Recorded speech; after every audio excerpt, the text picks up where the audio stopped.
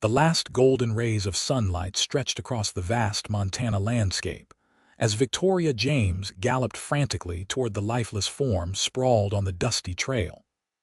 Blood pounded in her ears, matching the rhythm of her horse's hooves against the hard, packed earth. With each passing moment, darkness threatened to swallow the world whole, and with it, any hope of reaching shelter before nightfall. Victoria reined in her horse, a weathered palomino that had carried her faithfully for the past 3 years, and dismounted with practiced ease. Her muscles ached from days of hard riding, but she pushed the discomfort aside as she approached the motionless figure. The woman's face was barely recognizable beneath the blood and bruising, her simple cotton dress torn and soiled. "Madam," Victoria called, crouching beside the woman. "Can you hear me?" A faint moan escaped the woman's cracked lips, and Victoria's heart leaped. She was alive. The year was 1878, and the Montana Territory remained a lawless expanse where human life often held little value. Victoria knew this better than most. At 28, she had carved out a reputation that made grown men tremble. Some called her the Ghost Rider, others the Vengeance of the West.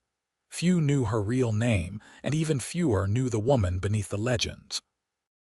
"I'm going to help you," Victoria promised, gently assessing the woman's injuries. Multiple bruises marred her face and arms, and a deep gash ran along her hairline. "What's your name?" "Faith," the woman whispered, her voice barely audible. "Faith Vallejo." Victoria nodded, carefully lifting Faith's head to give her water from her canteen. "Who did this to you, Faith?" Faith's eyes fluttered open, revealing deep brown irises clouded with pain. "Buchanan's men," she managed before a fit of coughing overtook her. The name sent ice through Victoria's veins. Lawrence Buchanan, the cattle baron whose ruthless expansion had destroyed countless lives across the territory. The same man whose henchmen had murdered Victoria's brother 5 years ago, setting her on a path of retribution that had earned her both notoriety and a substantial bounty on her head. "You're safe now," Victoria assured her, though the promise felt hollow. Buchanan's reach extended far, and his memory was long. If Faith had crossed him somehow, nowhere in the territory would truly be safe for her. With gentle movements, Victoria helped Faith onto her horse, mounting behind her to keep the injured woman secure. The closest town was Willow Creek, a day's ride to the east. They wouldn't make it before nightfall, but Victoria knew of an abandoned trapper's cabin a few miles ahead where they could shelter until morning. As they rode, Faith drifted in and out of consciousness, occasionally murmuring words Victoria couldn't catch. The fading light made the trail treacherous, forcing them to slow their pace. Victoria remained vigilant, scanning their surroundings for any sign of pursuit. Buchanan's men were notorious for their thoroughness. If they'd left Faith for dead, they might return to confirm their work. The cabin appeared as the last light faded from the sky, a dark silhouette against the deepening blue. Victoria approached cautiously, one hand on her revolver. She had used the shelter twice before, but in these lands, ownership changed quickly, often at gunpoint. Finding it empty, Victoria helped Faith inside and settled her on a crude wooden pallet while she secured the horse and gathered firewood. Soon, a small fire cast dancing shadows across the cabin's interior, providing both warmth and light enough to better assess Faith's condition. "I need to clean these wounds," Victoria explained, wetting a cloth from her canteen. "It might sting." Faith nodded weakly, her eyes clearer now though still glazed with pain. "You're her, aren't you?" she asked suddenly. "The Ghost Rider." Victoria's hands stilled. "Some call me that." "They say you hunt Buchanan's men," Faith continued. "They say you never miss." "People talk too much," Victoria replied, resuming her task. The stories that circulated about her were exaggerated, though not entirely without foundation. She had indeed tracked and confronted several of Buchanan's associates, extracting justice where the law had failed.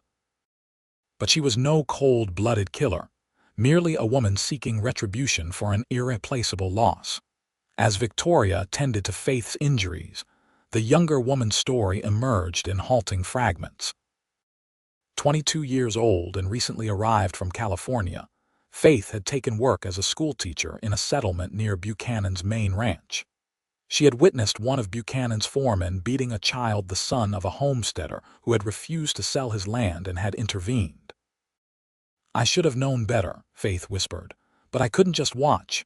"You did what was right," Victoria assured her, applying a salve to a particularly nasty bruise on Faith's cheek. "That's rare in these parts." "They waited for me on the road," Faith continued. "Said they were teaching me a lesson about minding my own business." Her voice broke. "They said next time they'd make sure I didn't walk away." Victoria's jaw tightened. "There won't be a next time." Faith caught her wrist, surprising strength in her grip. "Don't. You can't go after them because of me. I've heard what happens to people who cross Buchanan." "I crossed that line long ago," Victoria replied, gently disengaging Faith's hand. "Rest now. We'll reach Willow Creek tomorrow. The doctor there is discreet." Faith's eyes searched Victoria's face, finding something there that seemed to reassure her. "Thank you," she murmured as exhaustion claimed her. Victoria remained by the fire, cleaning her revolver by its light. The weapon had been her brother's. Thomas had taught her to shoot when she was just 12, much to their father's disapproval. What would Thomas think of what she had become? The question haunted her in quiet moments like these.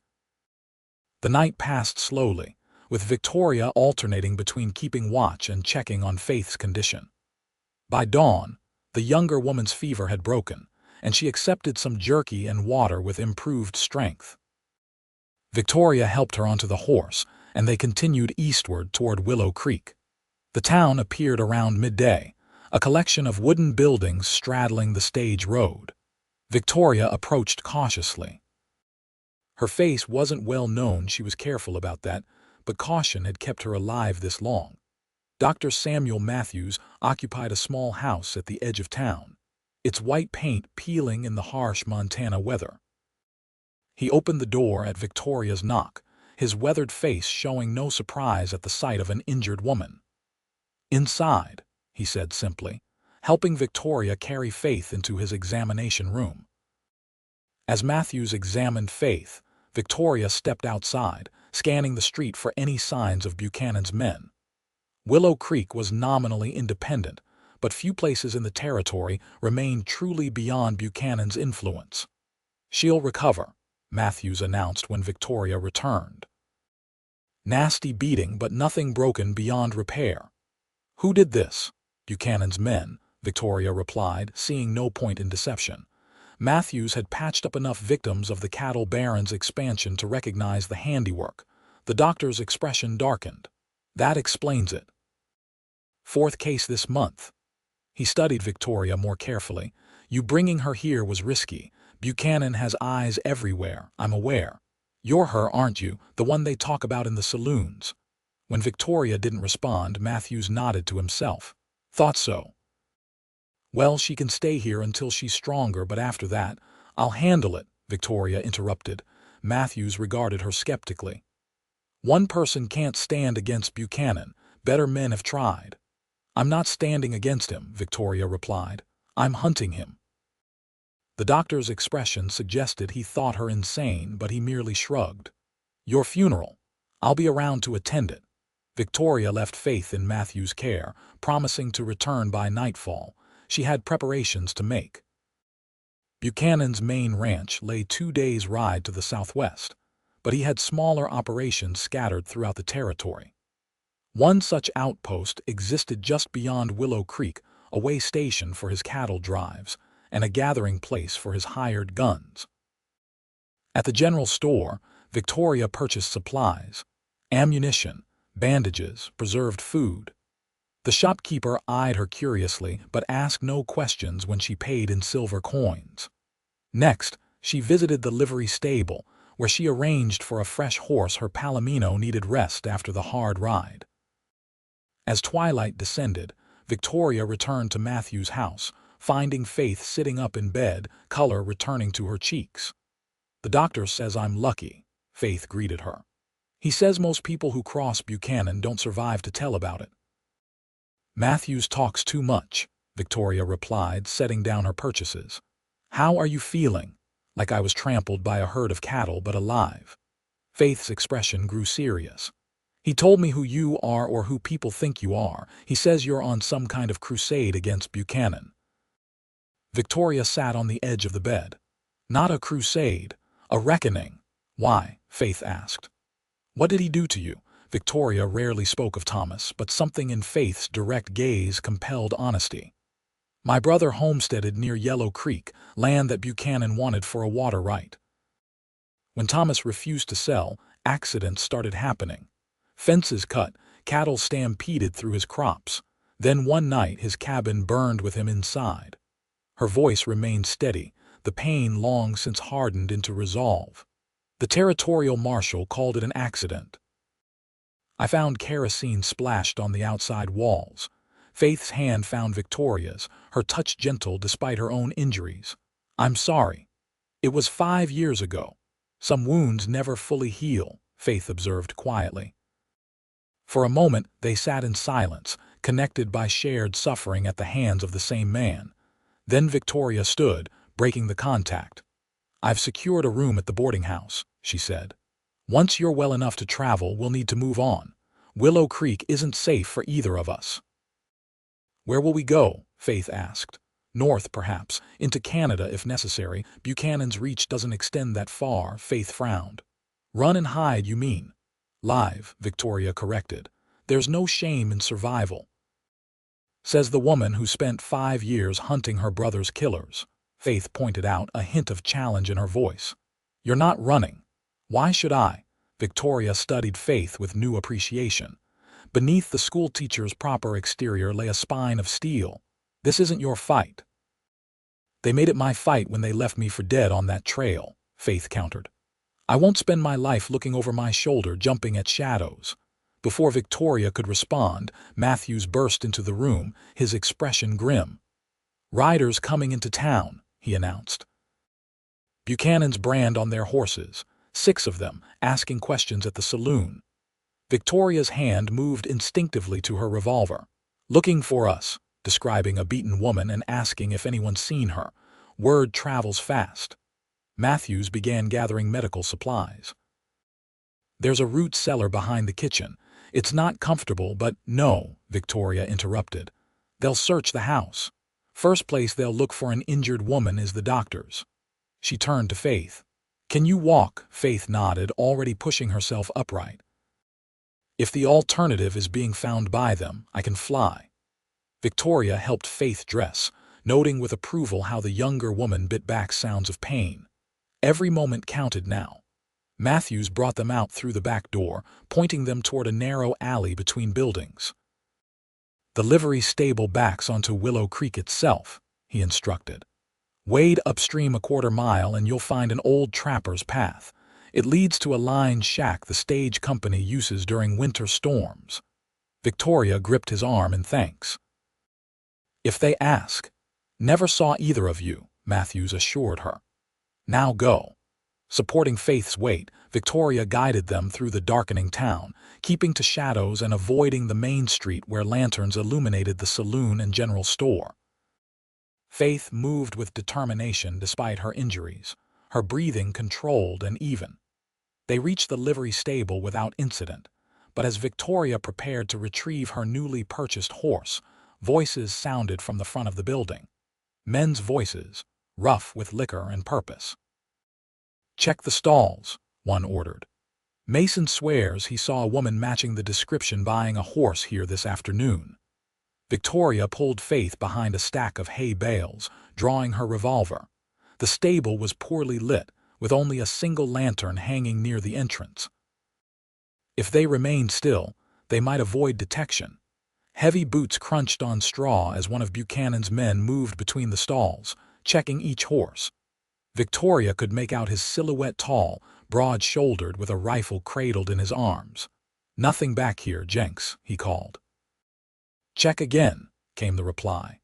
"Buchanan wants this woman found." Victoria felt Faith tense beside her. They were trapped with no clear path to either the creek behind the stable or the main doors. Fighting would mean noise, which would draw the others.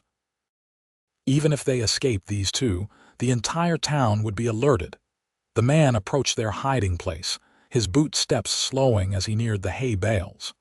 Victoria readied her weapon, calculating angles and timing, if she took him quickly and silently enough. Faith suddenly squeezed her arm and pointed upward. Above them, a hayloft extended across the rear of the stable with a ladder leading up to it. Victoria nodded in understanding. While the man's back was turned, checking a nearby stall, they crept to the ladder. Faith went first, climbing with impressive agility despite her injuries. Victoria followed, wincing at every creak of the wooden rungs. They had just pulled themselves onto the loft when the man turned, alerted by some sound. He approached the ladder, peering upward into the darkness. Victoria held her breath, one hand covering Faith's mouth, the other gripping her revolver. "Jenks," a voice called from outside. "Riders spotted heading north out of town. Could be them." The man below hesitated, then turned away. "Coming," he shouted, hurrying toward the stable entrance. Victoria and Faith remained motionless until the sound of hoofbeats faded into the distance. Only then did they allow themselves to breathe normally again. "That was too close," Faith whispered. "It'll get closer before we're clear," Victoria replied. "They'll realize the North Trail is a false lead soon enough." They climbed down and made their way to the rear of the stable. A small door opened onto the creek, just as Matthews had described. The water ran shallow but swift, its surface black in the moonlight. Victoria helped Faith into the creek, both women gasping at the cold. They waded upstream, using the flowing water to hide their trail. Faith stumbled frequently on the slippery rocks but made no complaint, her face set with determination. After what seemed an eternity, Victoria spotted the trapper's path cutting away from the creek into dense pines. They followed it, dripping and shivering, until the promised line shack appeared, a simple one-room structure built of logs and chinked with mud. Inside, Victoria found supplies left by the stage company: dry firewood, tinned food, blankets. She quickly built a fire while Faith stripped off her wet outer clothing, wrapping herself in a blanket. "Will they find us here?" Faith asked, her teeth chattering. "Eventually, if they're determined enough," Victoria admitted. "But not tonight. The path is nearly invisible in darkness." They shared a meager meal of beans and hardtack, the fire gradually warming the small space. Faith's coloring improved as she thawed, though exhaustion lined her face. "You should rest," Victoria suggested. "Tomorrow will be another hard day." Faith studied her across the fire. "What's your plan? We can't keep running forever." Victoria had been considering this question since they'd fled Matthew's house. "Buchanan's men are searching for us, which means they're spread thin. His main ranch will be less guarded than usual." Faith's eyes widened. "You're going after Buchanan himself. He's the head of the snake. Cut it off and the body dies." "That's suicide," Faith protested. "Even if his men are searching for us, he'll have protection." "I've watched his operations for years," Victoria explained. "I know his routines, his weaknesses. I've been waiting for the right moment." "And you think this is it, when his entire organization is hunting us?" "Sometimes the best place to hide is in plain sight," Victoria replied. "No one will expect us to move toward danger rather than away from it." Faith was quiet for a long moment, the firelight playing across her features. Despite the bruising, Victoria could see she was beautiful, with high cheekbones and expressive eyes that revealed both intelligence and compassion. "If you're determined to do this," Faith finally said, "I'm coming with you." Victoria shook her head. "Absolutely not. You're injured and untrained." "I'm also the reason his men are scattered across the territory," Faith pointed out. "If I stay behind, I'll just be waiting for them to find me. At least with you, I have a chance." "It's too dangerous." "More dangerous than being alone while injured with killers hunting me," Faith challenged. "Besides, two of us might succeed where one would fail." Victoria wanted to argue further but recognized the logic in Faith's position. Moreover, she found herself reluctant to leave the younger woman behind. Something about Faith's courage and determination resonated with her, awakening protective instincts long dormant. "We leave at dawn," Victoria conceded. "But you follow my instructions exactly. "No heroics," Faith smiled, transforming her face despite the bruises. "I promise." They settled for the night, Faith taking the single cot while Victoria kept watch by the fire. As midnight approached, Victoria found herself studying Faith's sleeping form, marveling at the strength hidden within such a seemingly delicate package. In another life, under different circumstances, they might have been friends. The thought was unexpectedly painful. Victoria had allowed herself no friendships since Thomas's death, knowing that attachments were liabilities in the life she'd chosen. Yet in just 2 days, Faith had somehow breached defenses built over years. Dawn brought clear skies and warmer temperatures.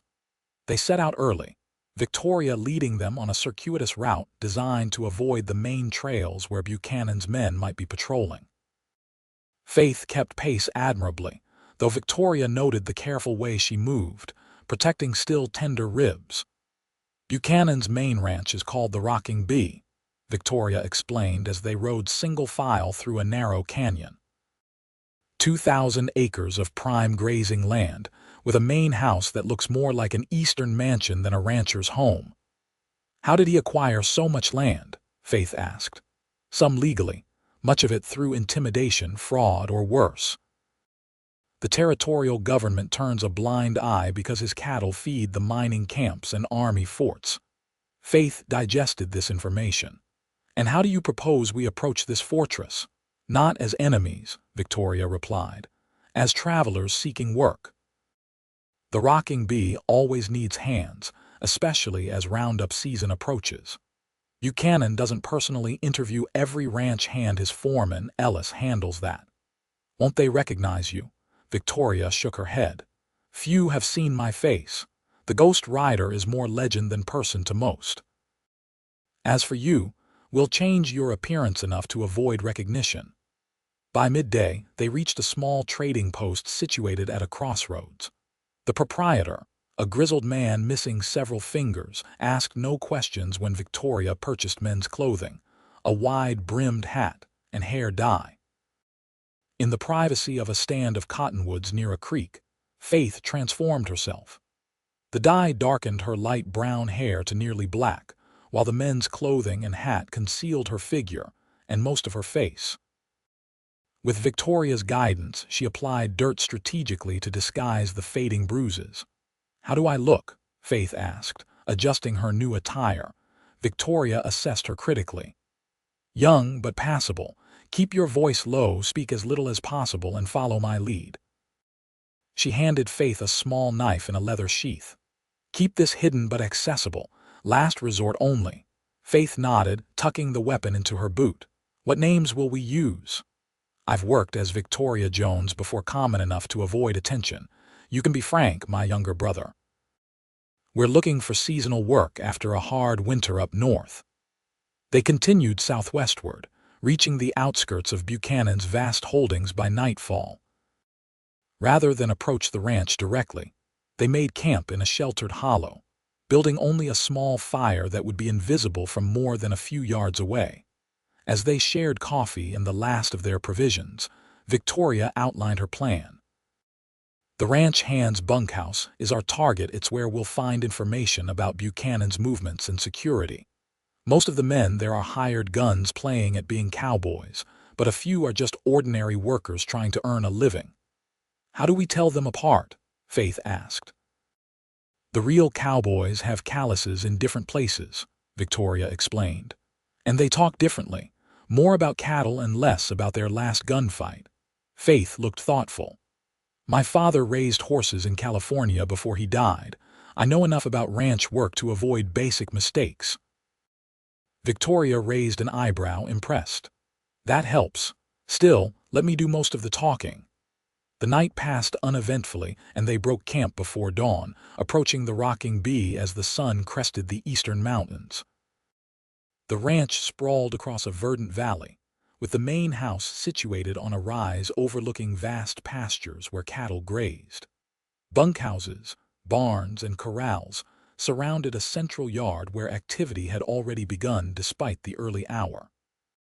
They rode openly up the main approach, Victoria adopting a relaxed posture that betrayed none of her inner tension. Faith followed her example, hunching slightly to appear more boyish beneath her oversized clothing. A ranch hand stopped them at the yard entrance, his hand resting casually near his holstered revolver. "Help you folks, looking for work," Victoria replied easily. "Heard the rocking bee might be hiring ahead of roundup." The man studied them suspiciously. "Ellis handles hiring. He's in the main barn."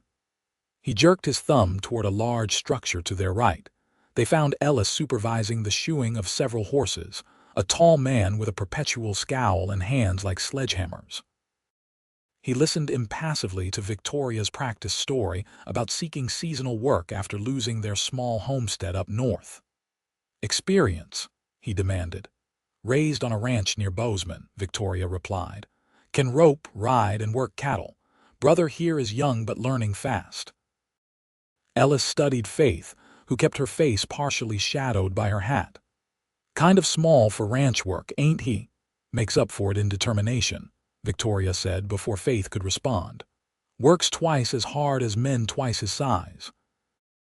This seemed to satisfy Ellis, who was clearly more interested in bodies to fill positions than in asking too many questions. "Bunkhouse 3 has space. $1 a day and meals. Roundup starts in 2 weeks if you work out. Pay goes up to $1.50. If not, you're gone." Victoria nodded her acceptance of the terms. "When do we start?" "Now," Ellis said bluntly. "Stow your gear and report to Simmons at the South Corral. He needs hands mending fence." They did as instructed, finding Bunkhouse 3 partially empty as many hands were already out working. Victoria claimed 2 bunks in a corner, positioning them to allow observation of the door while keeping their backs to a wall. As they stowed their meager possessions, Faith whispered.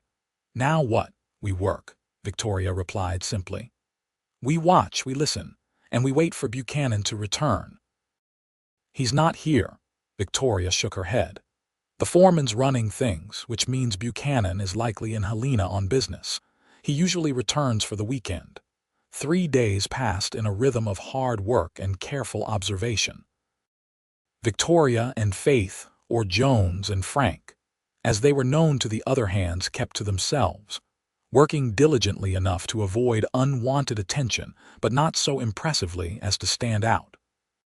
Faith's disguise held, aided by the general disinterest most ranch hands showed in a skinny boy, who spoke little. Each night brought conversations in the bunkhouse, from which Victoria and Faith gleaned valuable information. Buchanan was indeed in Helena, meeting with territorial officials about expanding his grazing rights. He was expected back on Friday, 2 days hence, accompanied by only his personal bodyguard rather than the usual contingent of armed men. Most of his regular protection is still out searching for some school teacher who witnessed something she shouldn't have, one hand explained to another as Victoria listened while pretending to mend a shirt. "Buchanan's offering $500 to whoever finds her, dead or alive." Another asked. The first man laughed. "What do you think?" On their 4th morning at the ranch, Victoria and Faith were assigned to repair a line of fencing that bordered Buchanan's property to the north.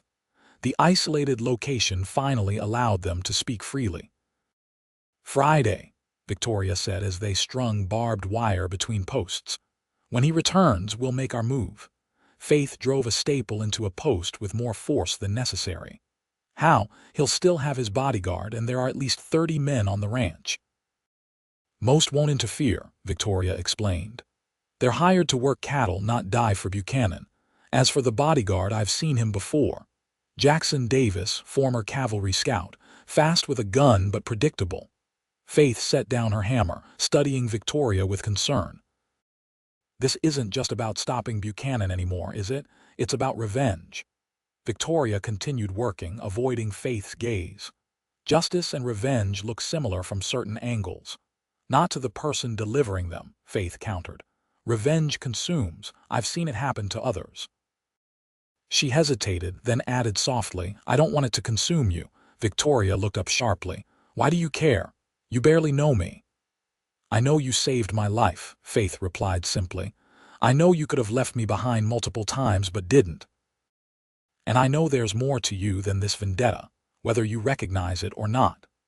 Victoria wanted to dismiss Faith's words, but something in the younger woman's earnest expression prevented it.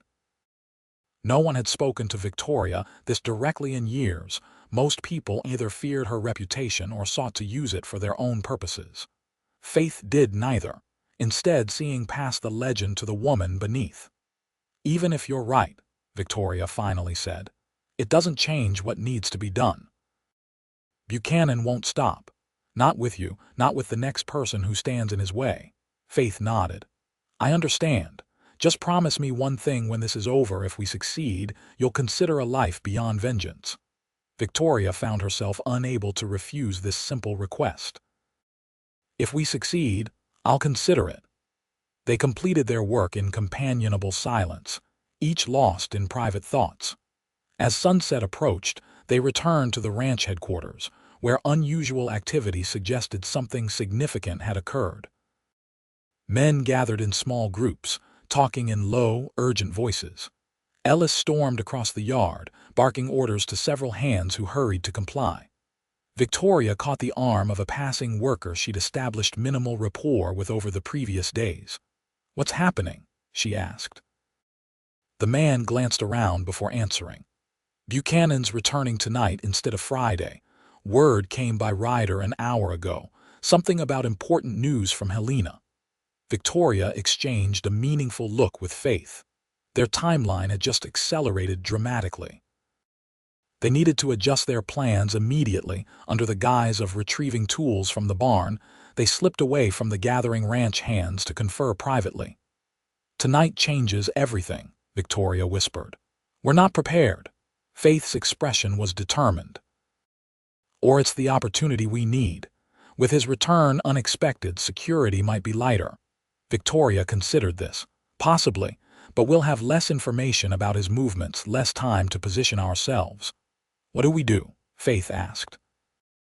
Before Victoria could respond, Ellis's voice boomed across the yard.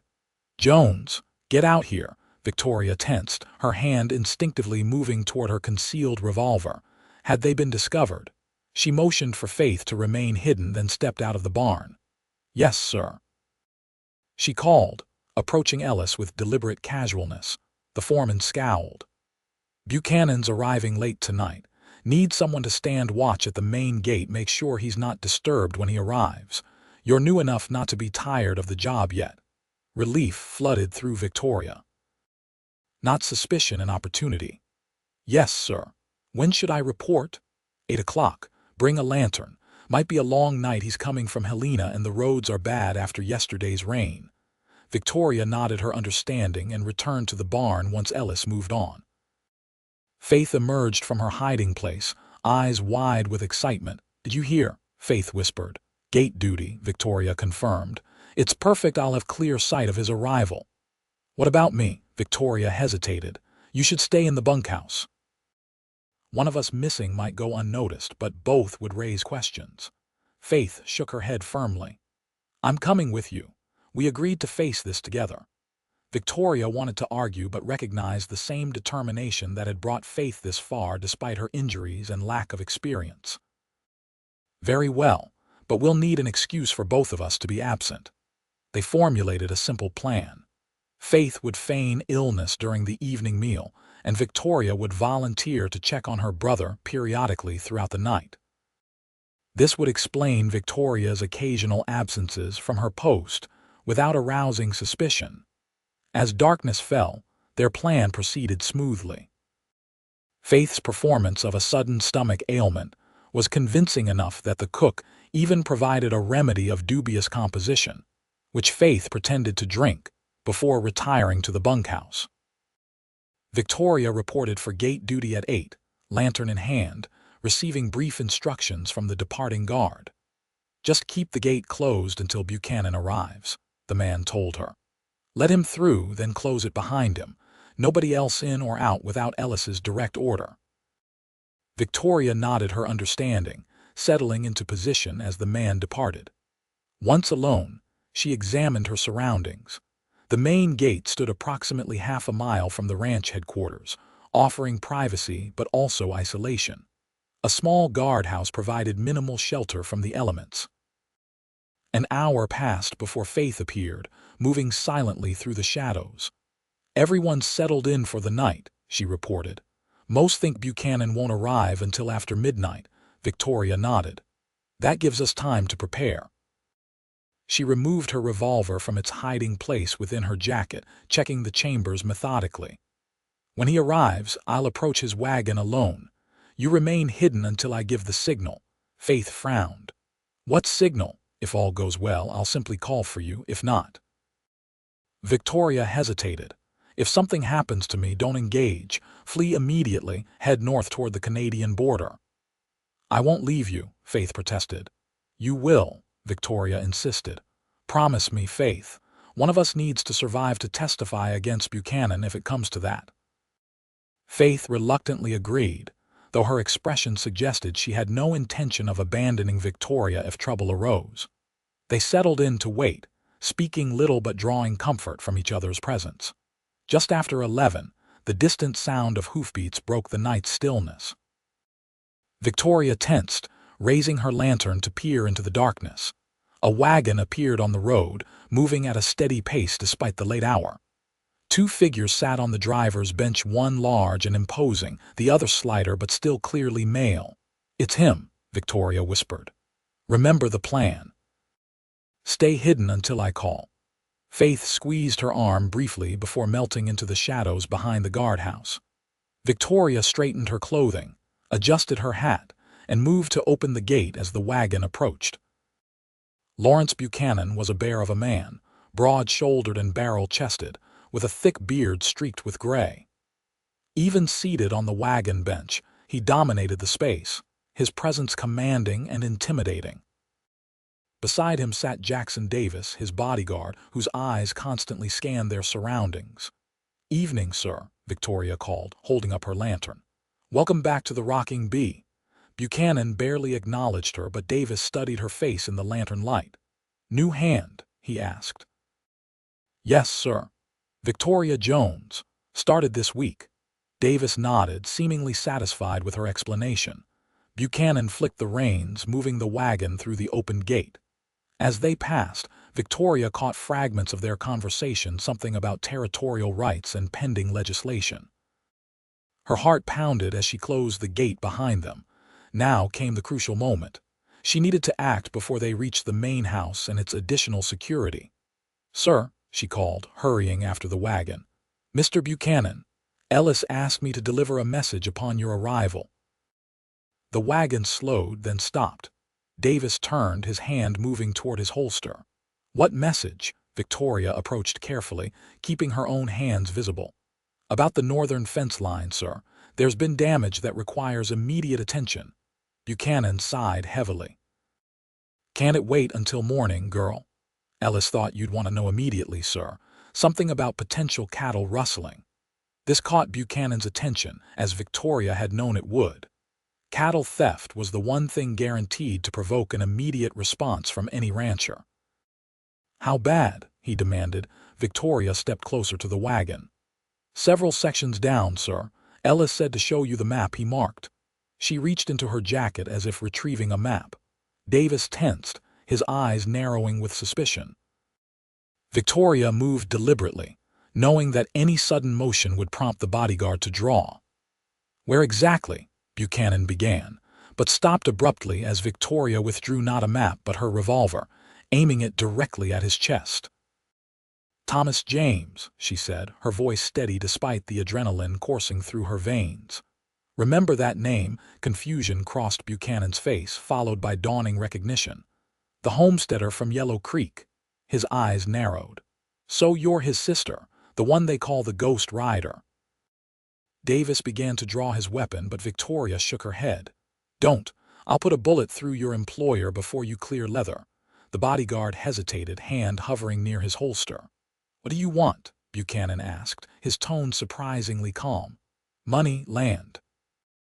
"Justice," Victoria replied, "for my brother and everyone else you've destroyed." Buchanan laughed, a sound devoid of humor. "Justice, in this territory? Girl, I own the marshals, the judges, even the governor's ear. Who exactly will deliver this justice? I will, Victoria stated. Faith. Faith emerged from the shadows, still in her disguise but standing tall now, her own small revolver aimed at Davis. Remember me, Mr. Buchanan. The school teacher your men left for dead. Buchanan's composure finally cracked. You, he growled. You're supposed to be dead. Your men are as inefficient as they are cruel, Faith replied. Victoria kept her weapon steady. Dismount, both of you. Slowly. Davis looked to Buchanan for instruction. The rancher nodded almost imperceptibly, and both men carefully descended from the wagon. Victoria directed them away from the road, into the shelter of a small grove of trees where they wouldn't be visible from the main house. Now what? Buchanan demanded once they stood among the trees. You plan to kill us both and disappear again. They'll hunt you to the ends of the earth. No, Victoria replied. I'm not a murderer despite what the stories say. She reached into her pocket and withdrew a folded document. This is what we're here for. Buchanan squinted at the paper in the dim lantern light. What is that? A confession, Victoria explained. Detailing your involvement in the murder of Thomas James, the assault on Faith Vallejo, and numerous other crimes committed under your direction. Buchanan laughed again. And you expect me to sign this? You're more foolish than I thought. I expect you to make a choice, Victoria corrected. Sign it, and we deliver it to the territorial governor along with Faith's testimony. Face a trial and whatever sentence the law decrees. Or refuse, and yes, I put a bullet in you here and now. You're bluffing, Buchanan said, though uncertainty had crept into his voice. You've had 5 years to kill me. Why haven't you? Because I wanted justice, not vengeance, Victoria replied. But I've waited long enough. Faith stepped forward, her revolver still trained on Davis. The territorial governor received a telegram yesterday from the Department of Justice. Federal marshals are investigating corruption in Montana Territory, specifically involving land acquisition and water rights. Buchanan's expression darkened. How do you know that? We have friends, Faith said simply. Victoria extended the confession and a pencil. Your choice, Mr. Buchanan. Trial or bullet. Either way, your empire ends tonight. Buchanan's face contorted with rage. Davis, he barked. Kill them both. The bodyguard moved with surprising speed for his size, drawing his weapon even as he lunged toward Faith. Victoria fired, her bullet striking Davis in the shoulder and spinning him backward. Faith stumbled but maintained her footing, keeping her revolver aimed at the wounded man. Buchanan used the distraction to charge Victoria, his massive form barreling into her with the force of a charging bull. They crashed to the ground, the impact driving the air from Victoria's lungs. Her revolver flew from her grasp, landing somewhere in the darkness beyond reach. Buchanan's hands closed around her throat, his weight pinning her to the earth.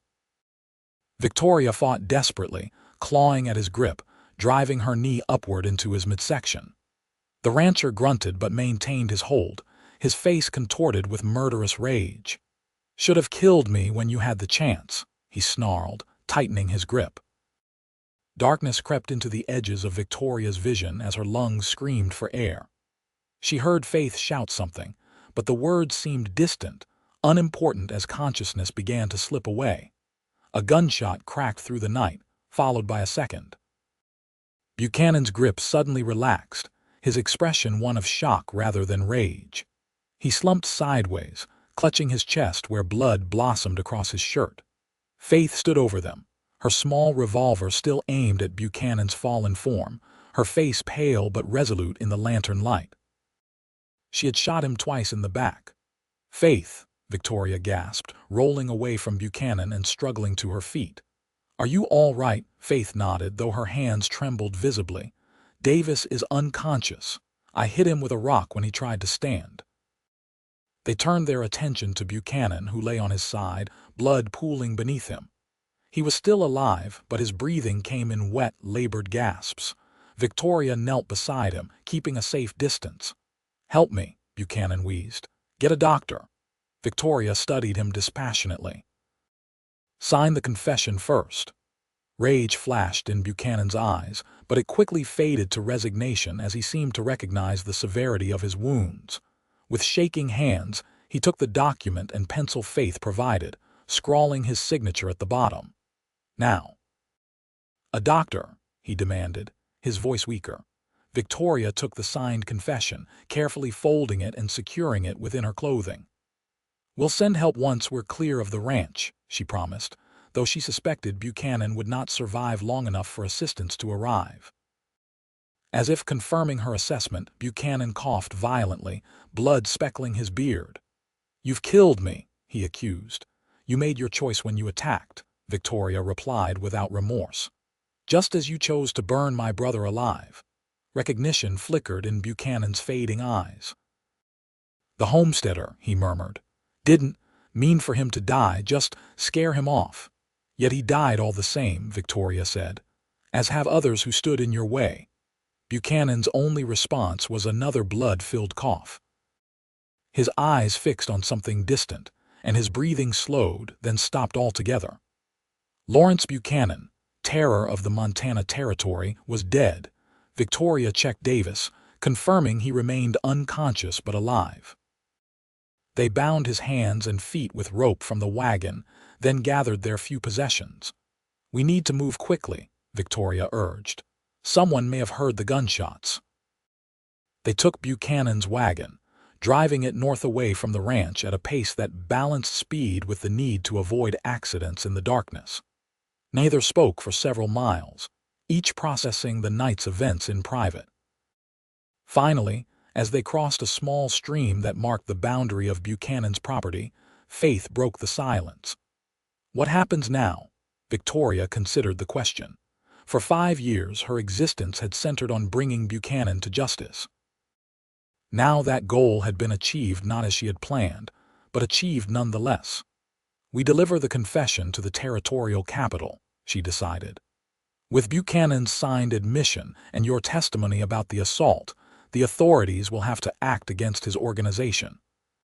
Faith nodded, then asked more hesitantly, "And after that?" Victoria glanced at the younger woman, whose face was illuminated softly by moonlight. In the days since finding her beaten on the trail, Victoria had come to admire Faith's courage, intelligence, and unwavering moral compass, qualities that reminded her of Thomas, yet were uniquely Faith's own. "I don't know," Victoria admitted. "I haven't thought beyond Buchanan." "You promised to consider a life beyond vengeance," Faith reminded her gently. "So I did." Victoria fell silent again, contemplating possibilities that had seemed unimaginable just hours before. A life without the constant pursuit of retribution. A life that might include connections to others, to Faith. They traveled through the night, stopping only to rest the horses at dawn. By midday, they reached a small settlement with a telegraph office, from which Victoria sent 2 messages, one to the territorial governor detailing Buchanan's confession, the other to Dr. Matthews in Willow Creek, informing him of their success and requesting assistance. Over the following weeks, the territory witnessed the dismantling of Buchanan's empire. With their leader dead and his signed confession in official hands, many of his associates turned on each other, offering testimony in exchange for leniency. Faith provided her account of the assault to a federal marshal, her testimony corroborated by Dr. Matthews' medical records. Victoria remained in the background during these proceedings, her role in Buchanan's demise known to few outside Faith and Matthews. The legend of the Ghost Rider gradually faded as those who had feared Buchanan's retribution began speaking openly about cattle rustling operations, land fraud, and other crimes committed under his direction. 2 months after Buchanan's death, Victoria and Faith stood on the porch of a small cabin overlooking the Gallatin Valley. The property had once belonged to Thomas. Victoria had reclaimed it through legal channels as Buchanan's fraudulent land deals were reversed by territorial courts. "It needs work," Victoria acknowledged, surveying the dilapidated structure. "Thomas always planned to expand it, build a proper ranch house eventually." Faith walked the perimeter, examining the foundation and surrounding land with a critical eye. Good water access, she noted. Fertile soil. With effort, it could become something special. Victoria watched her, struck by how naturally Faith fit into this landscape and into the tentative future Victoria had begun to envision. During their time together, what had begun as protective instinct had evolved into something deeper, more profound. Victoria found herself drawn to Faith's compassionate strength, her unwavering principles, her capacity for joy despite hardship. "Faith," Victoria said hesitantly, "I've been thinking about what comes next. For me, for us perhaps." Faith turned, her expression open yet guarded. "And? I've lived with ghosts for 5 years," Victoria explained. "Thomas's ghost, the ghost rider, Vengeance, has been my only companion." She gestured toward the cabin. "I want something real now, something alive." Faith approached slowly, her eyes never leaving Victoria's face. "What are you saying exactly?" Victoria took a deep breath. "I'm saying I'd like to rebuild this place, make it a home again. And I'm hoping you might consider staying with me." "As what?" Faith asked, her voice soft but direct. "Partners, friends, all of that," Victoria replied. "And more if you're willing." "I know it's sudden, unconventional." Faith closed the distance between them, taking Victoria's hands in her own. "Nothing about our acquaintance has been conventional," she pointed out with a small smile. "From the moment you found me on that trail, we've been writing our own story." "Is that a yes?" Victoria asked, hope rising within her. Instead of answering with words, Faith leaned forward and pressed her lips to Victoria's in a kiss that conveyed everything words could not: trust, affection, promise. Victoria responded in kind, her arms encircling Faith's waist to draw her closer. When they finally separated, both slightly breathless, Faith rested her forehead against Victoria's. "Yes," she whispered. "It's a yes." Over the following year, they transformed both the cabin and themselves. The structure gradually expanded under their joint efforts, incorporating both Thomas's original vision and their own innovations. Victoria taught Faith to hunt and track, while Faith introduced Victoria to literature and music that had been absent from her life since childhood. They faced challenges, of course. Neighbors sometimes looked askance at 2 women maintaining a homestead without male assistance. Occasional visitors from Buchanan's former organization appeared, seeking revenge for their fallen employer. Yet together, Victoria and Faith faced each obstacle with the same determination that had brought down an empire. In the spring of 1880, they formally registered their property as the Rising Phoenix Ranch, a name Faith had suggested to symbolize rebirth from ashes. Victoria, once known only as the Ghost Rider, vengeful shadow of the territory, became recognized instead as a skilled horse breeder and trainer. Faith established a small school on their property, offering education to children from surrounding homesteads who lacked access to formal learning. On the anniversary of their first meeting, the day Victoria had found Faith beaten on the trail, they stood together on a hilltop, overlooking their flourishing ranch. The setting sun cast golden light across buildings, corrals, and fields that represented not just physical accomplishments but emotional ones as well. "Did you ever imagine this?" Faith asked, her arm linked through Victoria's. "When you found me that day, did you ever think we'd end up here?" Victoria shook her head. "I expected to die pursuing Buchanan," she admitted. "I had no vision beyond vengeance." "And now," Victoria turned to face Faith, taking both her hands, "now I see everything differently. I see a future worth building, a life worth living." She brushed a strand of hair from Faith's face, her touch gentle with reverence. "You gave me that.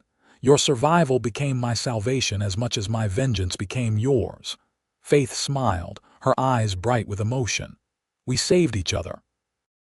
As twilight descended around them, Victoria reflected on the journey that had brought them to this moment.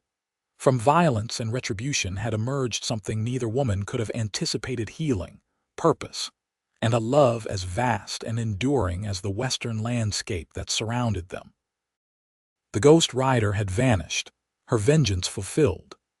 In her place stood Victoria James, no longer defined by what she had lost, but by what she had found on a dusty trail in Montana territory, where salvation and love had arrived in the most unexpected form.